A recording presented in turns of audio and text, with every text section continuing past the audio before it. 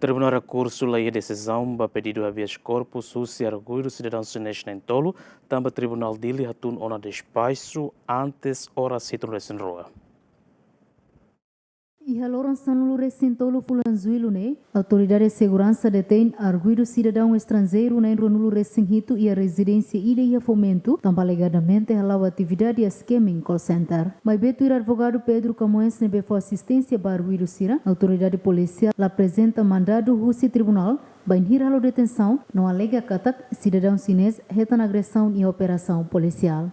Também nesse husi habeas corpus ba Tribunal Rekursu. Mas bem pedido habeas corpus ne Tribunal Rekursu la consegue decreta, também Tribunal Judicial primeira instância dele, aceite ona despasu dentro oras hitunulu recém rua, onde aplica medida coação ba arguidu nain ronulu recém hitunai.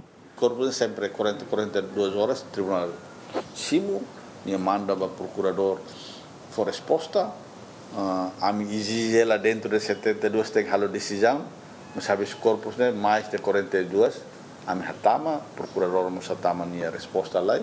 Quando procurador hatama, tribunal hatama ona, Tribunal Dili decide sai, nem ser bolo inutilidade.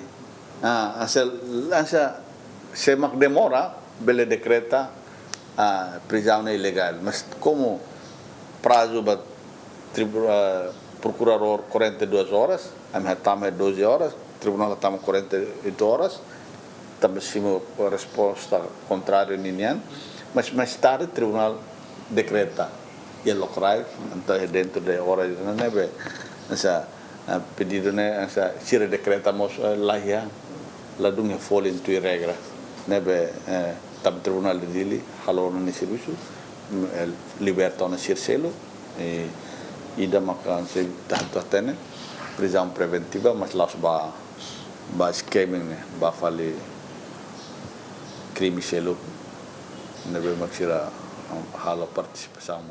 Antes e despasu Tribunal Judicial primeira instância dele aplica prisão preventiva ba arguido cidadão chinês o inicial LJ, além de ne arguido na ronulu residência, Tribunal aplica medida apresentação periódica no medida caução osan rihunhat ba cada arguido. Santina de Jesus, Jacinto Fuca, GMN.